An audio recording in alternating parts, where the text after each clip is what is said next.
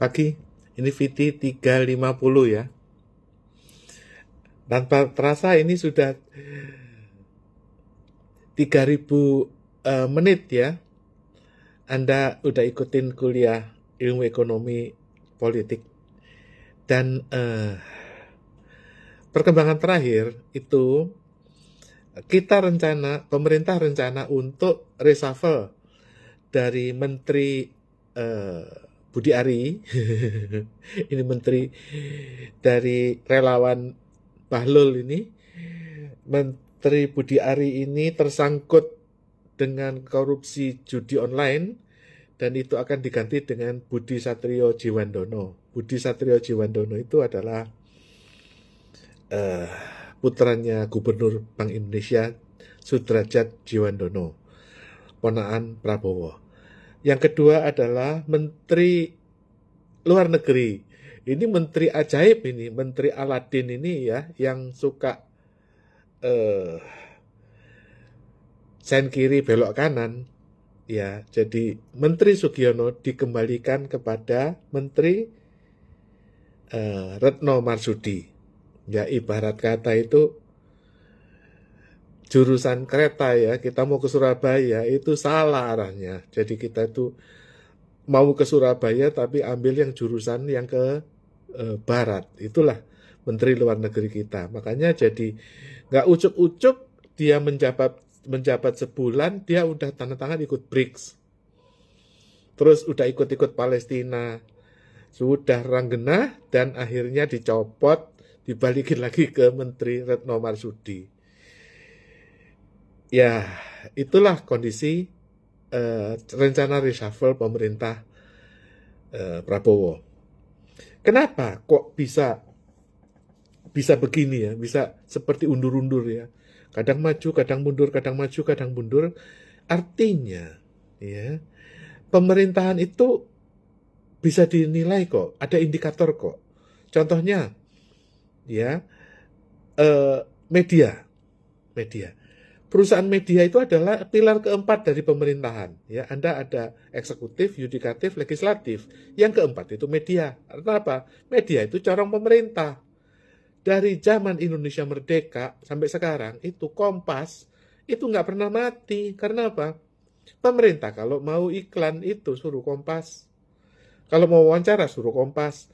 Pilpres itu setiap kali quick count itu ya, semua quick count ikutin Litbang Kompas. Kenapa? Pemerintah maunya begitu. Dia akan kirim hasilnya itu kepada Kompas sebelum Pilpres. Maka setiap kali ada Pilpres ya, Kompas yang selalu memberitakan hasilnya sebelum pemilu.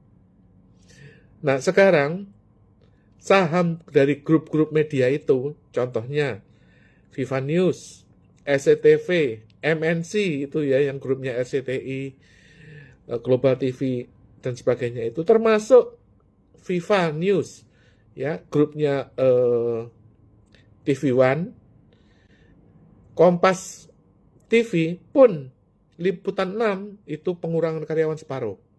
Udah sering mati lampu dan pengurangan karyawan. MNC Group dari pemretnya 12 orang sekarang tinggal 3 orang. Jadi kalau medianya itu anjlok, harga saham turun dan anjloknya gila-gilaan, sahamnya Viva Group itu harganya 12 perak, 12 rupiah gitu loh. Anda beli rokok aja belum tentu dapat satu rokok 12 rupiah. Harga rokok itu paling enggak ya Anda beli itu 1.000-2.000. Jadi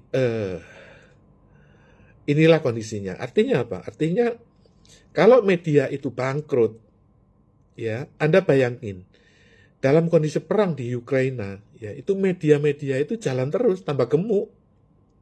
Anda perang pun butuh propaganda. Apalagi ada negara nggak perang. Anda butuh propaganda. Sekarang kalau misalnya orang berita-berita simpang siur, siapa yang menentukan kebenaran berita? Kompas. Bagaimana pemerintah mau propaganda? Budi Ari, ya, relawannya juga mati lampu. Oleh karena itu, yang perlu direnungkan adalah setelah indikator itu harga saham BRI, BNI, Bank Mandiri turun, indeks harga saham gabungan itu turun, sering ditutup 2 kali, dan terutama saham-saham media itu bangkrut. Artinya apa? Artinya pemerintah kita itu tidak tersambung kepada otoritas. Contohnya begini ya, Anda bisa lihat negara mana yang tersambung pada otoritas dan negara mana yang jadi fakir. Korea Utara itu nggak tersambung oleh otoritas dan nggak punya listrik. Di sana itu kalau malam mati lampu. Afghanistan, Lebanon, Iran, Irak, Libya itu tidak tersambung kepada otoritas dan hancur. Venezuela, Kuba. Jadi gampang sekali untuk bisa melihat negara itu tersambung oleh otoritas atau tidak. Banyak dulu negara miskin, tapi tersambung oleh otoritas. Itu contohnya Singapura dulu miskin, Korea Selatan juga dulu miskin, Taiwan dulu miskin, tapi tersambung oleh otoritas. Jepang juga dulu miskin. Indonesia dulu tersambung oleh otoritas, maka dulu Pak Harto itu tahun 97, APBN itu ya 200 billion, sekarang juga 200 billion. Artinya selama 25 tahun sejak Pak Harto itu, APBN itu nggak berjalan, nggak kemana-mana. Ya di situ-situ aja. Utang luar negeri kita, ya itu 8.000 triliun. Sudah dicicil 10 tahun, tetap 8.000 triliun. Kenapa? Ini utang 8.000 triliun ya, cicilannya 800 ya kan? 800 triliun untuk nyicil ya kan? Iya. Berarti kan turun dong. Kalau dicicil 800 turun dong. Iya. Kena devaluasi naik lagi. Nah kalau setiap tahun devaluasi 10%, Anda cicil 10%, utangnya itu nggak turun. Bisa sampai 200 tahun lagi ya utangnya 8.000 triliun. Kenapa? Setiap kali dicicil kena devaluasi, dicicil kena devaluasi. Nah kenapa bisa begitu? Artinya, apakah utang Indonesia itu diembargo World Bank sehingga nggak bisa naik, sehingga kita itu istilahnya itu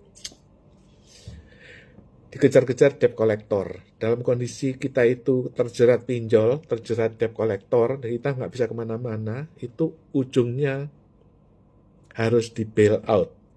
Itu contohnya, kalau Citibank itu bangkrut, harus di bail out. Indonesia pernah bangkrut tahun 98, itu harus di bail out. Kalau istilahnya itu, sekarang terjadi kudeta merangkak TNI, karena TNI sudah nggak nyambung dengan otoritas. Maka ya TNI-nya sendiri berinisiatif coba-coba. Mana ada Anda Komandan Kodim lalu kirim surat kepada Bea Cukai. Apa nggak ditegur oleh Pangdam? Apa Pangdamnya nggak ditegur oleh Panglima? Apakah Panglimanya nggak ditegur oleh Presiden? Gitu loh. Buat apa ada tupoksi kalau seandainya terjadi begituan? Nah, kenapa itu bisa terjadi? Karena terjadi kudeta merangkak oleh TNI. Karena apa? Karena pimpinannya negara kita itu tidak tersambung kepada otoritas. Otoritas itu gampang kok. Ya, kalau Anda ekonominya naik, maju, ya Anda artinya tersambung dengan otoritas.